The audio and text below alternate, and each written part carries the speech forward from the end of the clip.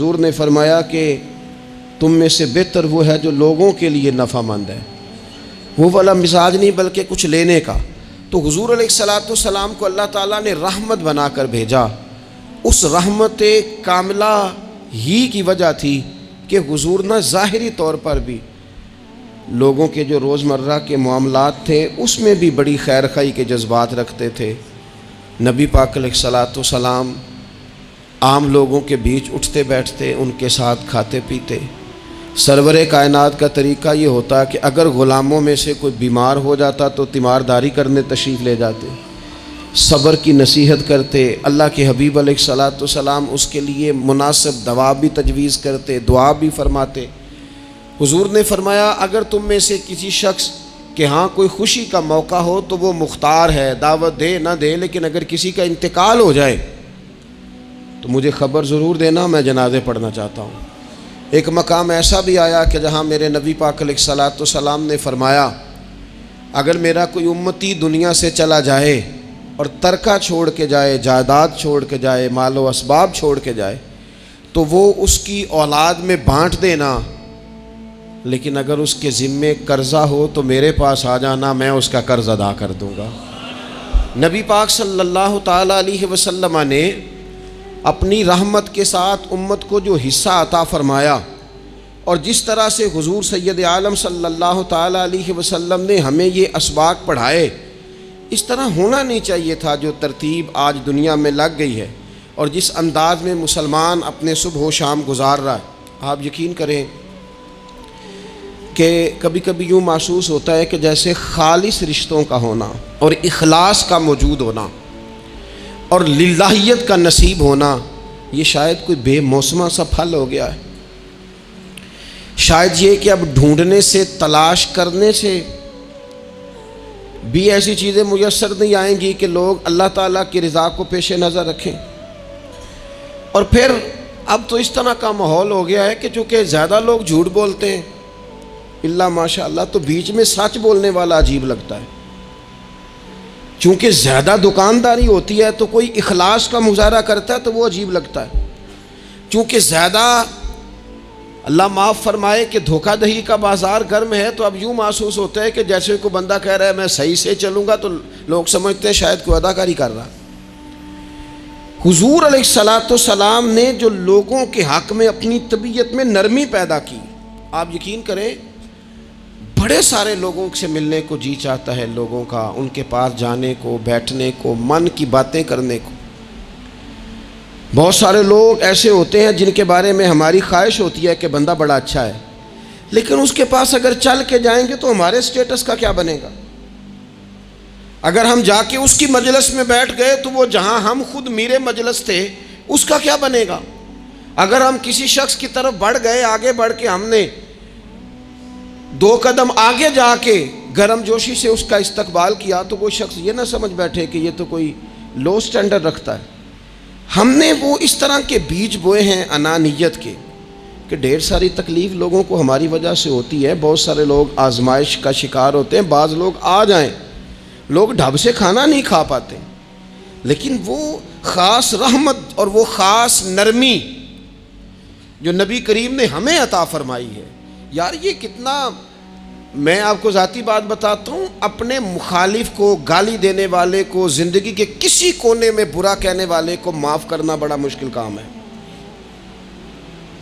کسی شخص نے 30 سال پہلے بھی کبھی آپ کو کوئی سخت لفظ کہا ہو تو وہ بندہ سامنے آئے تو بات یاد آ جاتی ہے، یار اس نے یہ کہا تھا، باتیں کھٹکتی ہیں۔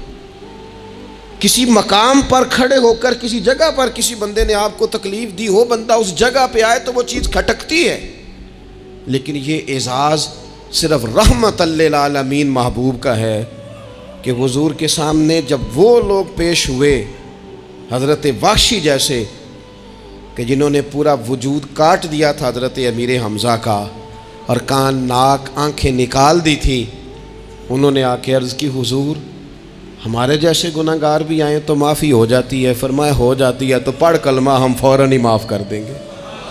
اور جو فتح مکہ کے موقع پر نبی پاک علیہ السلام نے فرمایا ہے نا، فتح مکہ کے موقع پر، وہ تو بات ہی بڑی انوکھی ہے۔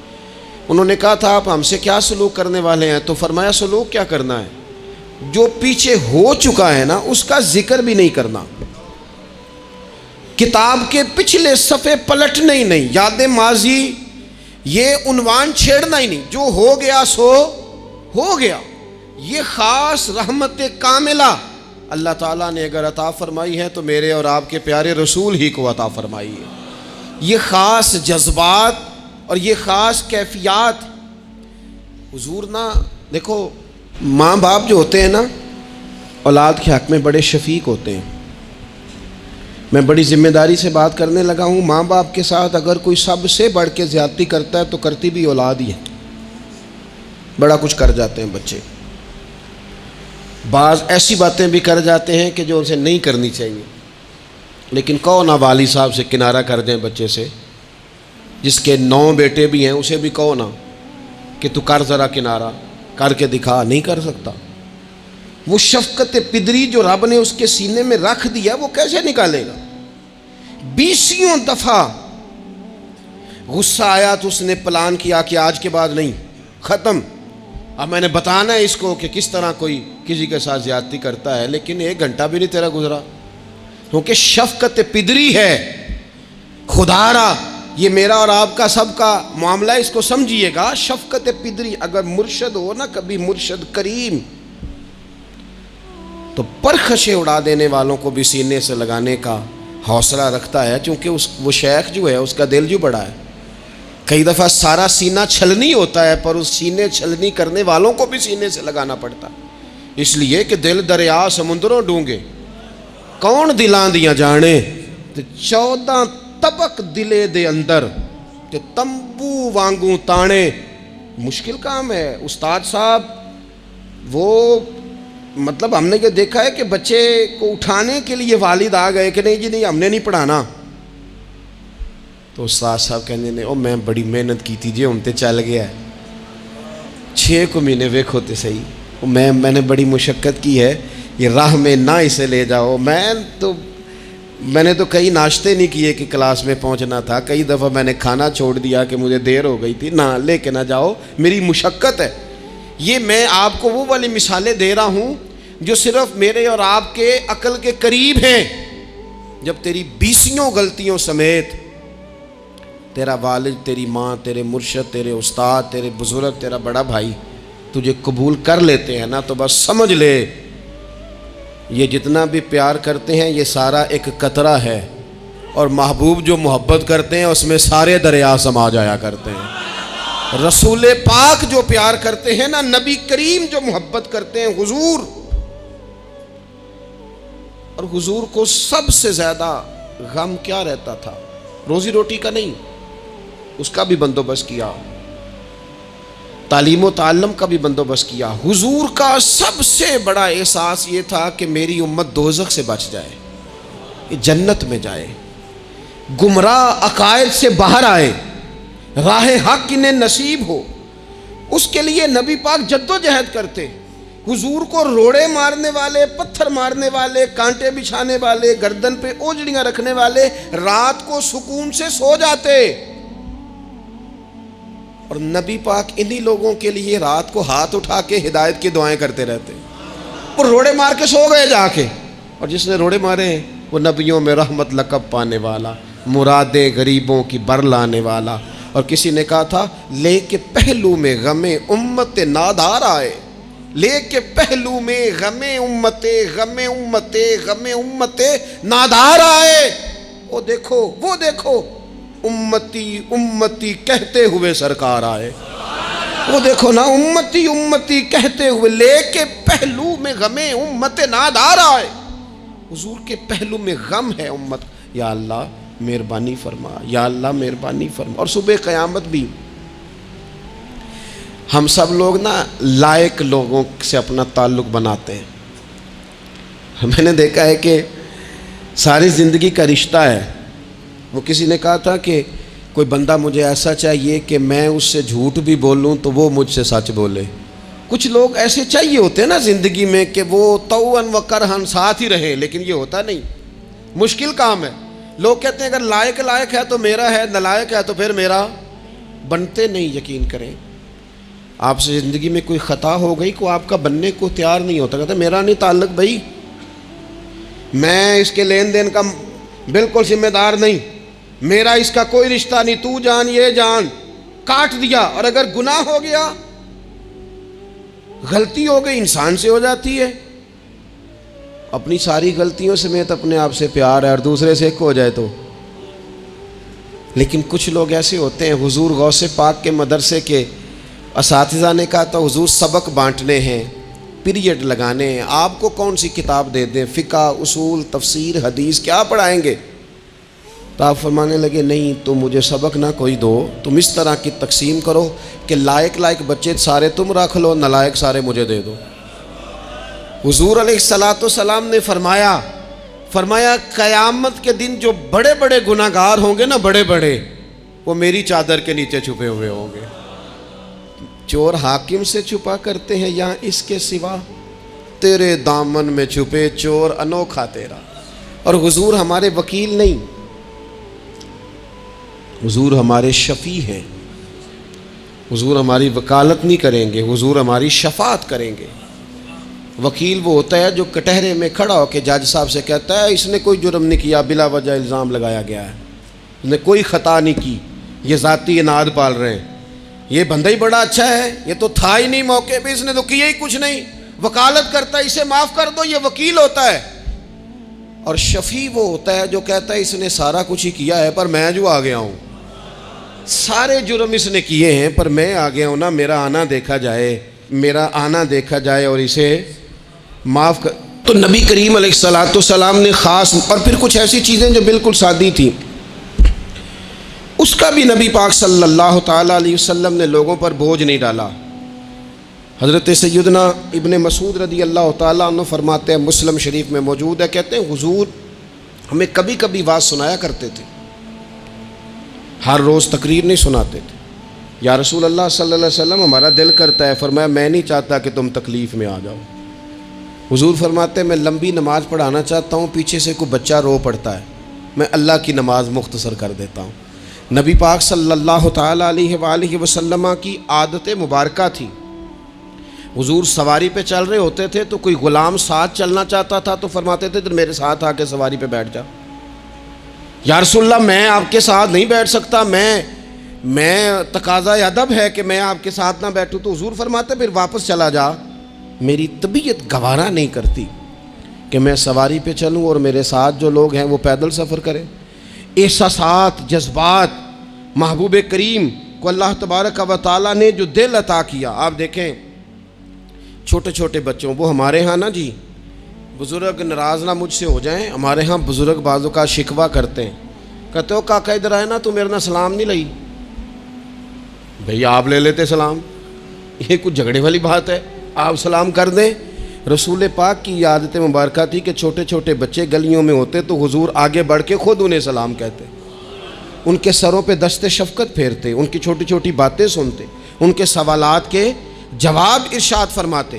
اللہ کے پیارے رسول صلی اللہ تعالیٰ علیہ وسلم کا تو یہ معاملہ تھا کہ عبادت کے معاملے میں بھی جب ایک شخص نے کہا کہ یا رسول اللہ میں ساری رات نماز پڑھا کروں گا, سارا دن روزہ رکھوں گا, تو حضور نے فرمایا نہ, آنکھیں تکلیف میں آ جائیں گی, وجود تھک جائے گا.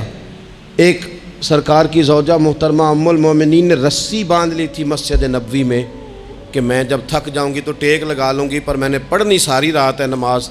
اللہ کے محبوب نے فرمایا جتنی دیر طبیعت اجازت دے اتنی دیر پڑھو, باقی آرام کرو. اور فرمایا تمہاری آنکھ کا بھی تمہارے اوپر حق ہے, تمہارے وجود کا بھی تمہارے اوپر حق ہے. یہ ساری چیزیں نبی پاک صلی اللہ تعالیٰ علیہ وسلم کی امت کے ساتھ رحمت پر دلالت کرتی ہیں.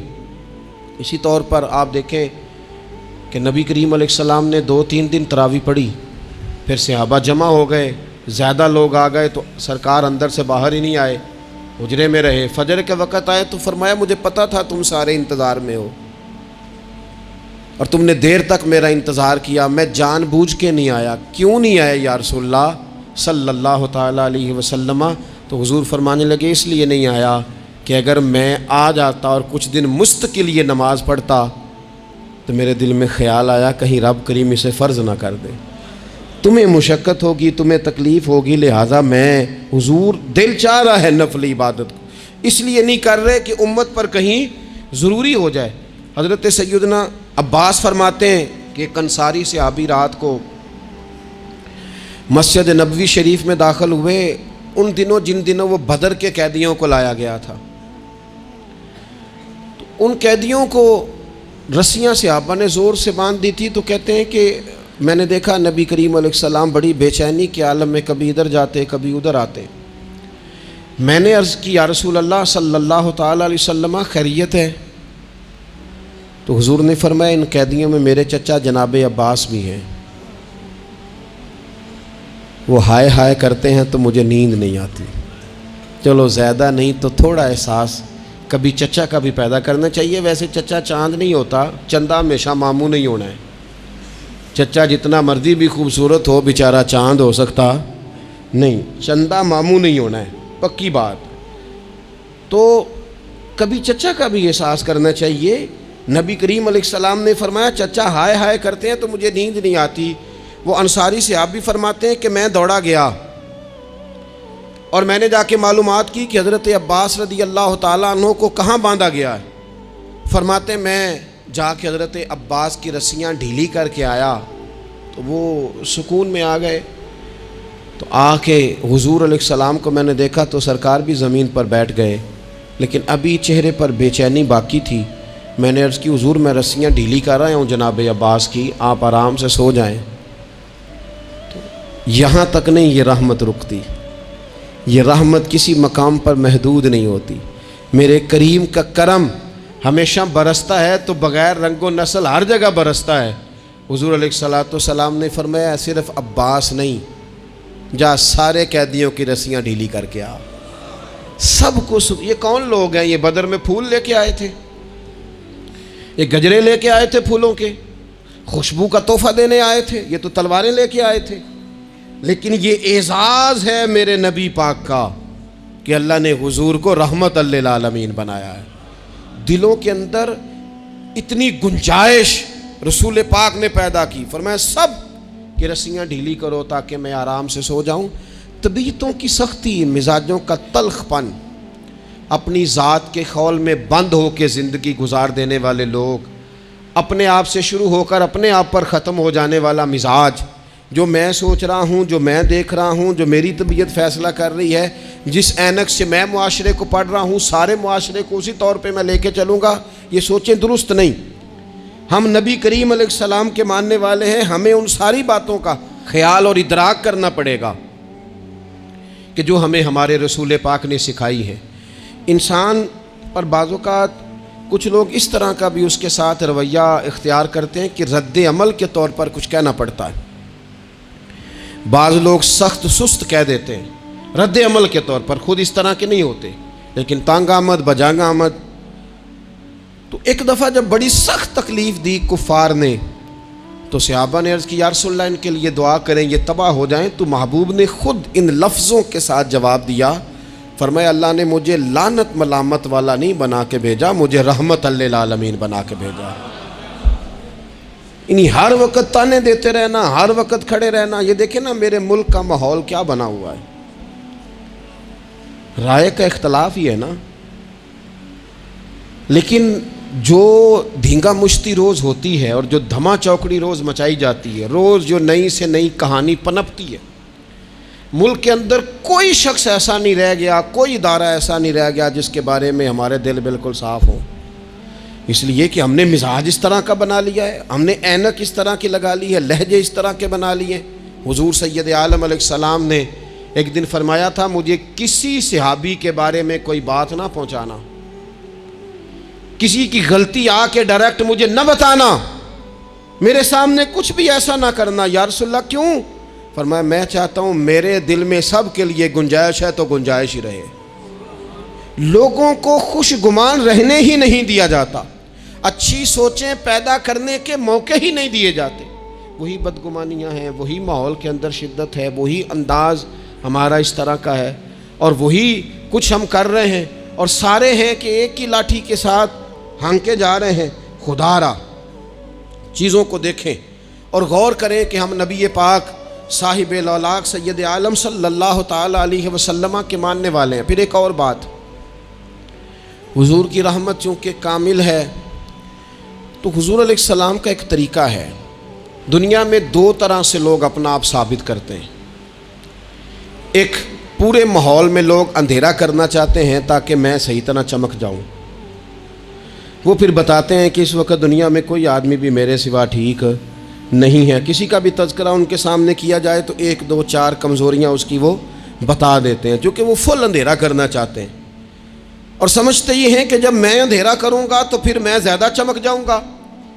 اس لیے باقاعدہ منصوبہ بندی کی جاتی ہے اور باقاعدہ لوگ بٹھائے جاتے ہیں اور کردار کشی کرنا ایک پورا ماحول بنا دیا گیا، اور کوئی بھی شخص اس سے مبرہ نہیں، وہ دینی تعارف رکھتا ہو یا دنیاوی تعارف رکھتا ہو، سیاسی سماجی معاشرے میں کوئی مقام رکھتا ہو یا سیاسی قد کاٹ سے اس کا تعارف ہو، کردار کشی عام بنا دی گئی اور اس پر لوگ خوش ہوتے ہیں۔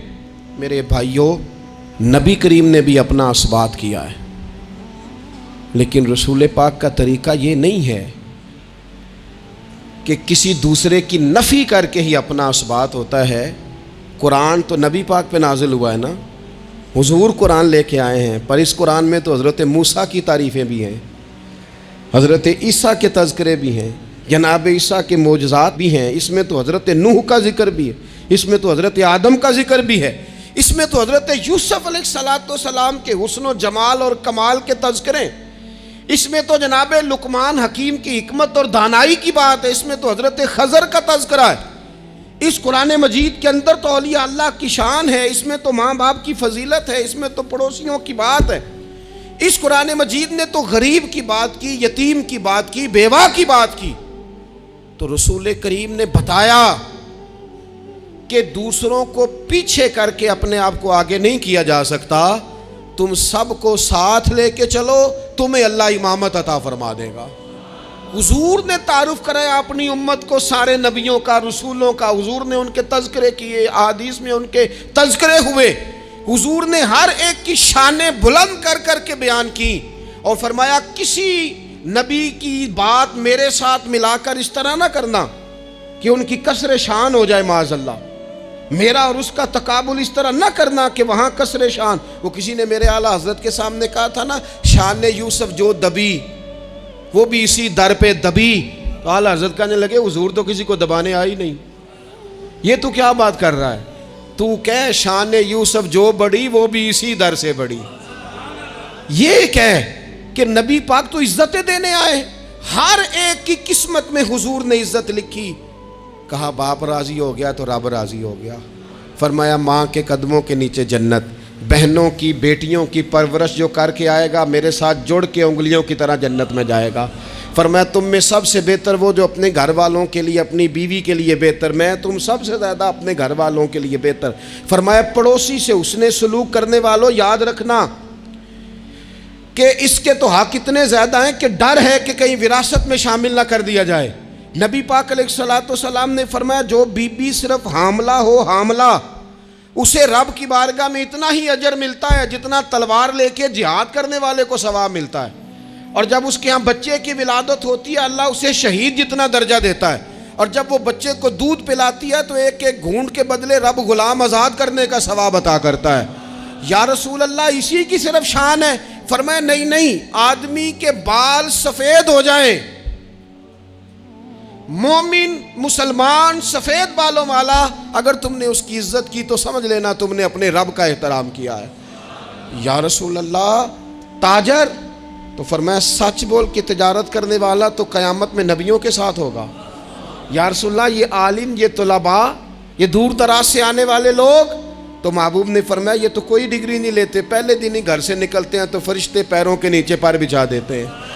یا رسول اللہ وہ مزدور دیکھا، مزدور سڑکوں پہ بیٹھا، رول گئے لوگ اپنے مطالبات کے لیے احتجاج کرتے، وہ کسان دیکھے دنیا سو رہی ہے ٹھنڈ میں جا کے فصلوں کو پانی دے رہے، وہ ہم نے مزدور دیکھے جن کے ہاتھوں پہ چھالے پڑ گئے، لوگوں کی انہوں نے بلڈنگیں کئی منزلہ بنا دی پر اپنے چھت سے پانی ٹپکتا روک نہ سکا، حضور یہ جو لوگ ہیں ان کی کیا شان ہے؟ تو حد کر دی میرے کریم نے، فرمایا محنت کر کے روزی کمانے والا تو اللہ کا دوست ہے، اس کو تو اللہ نے قرب دے دیا دوستی۔ تو نے ہر شخص کی قسمت میں یہ عزت لکھی، اور آخری خطبے کی صورت میں بھی وصیت لکھی۔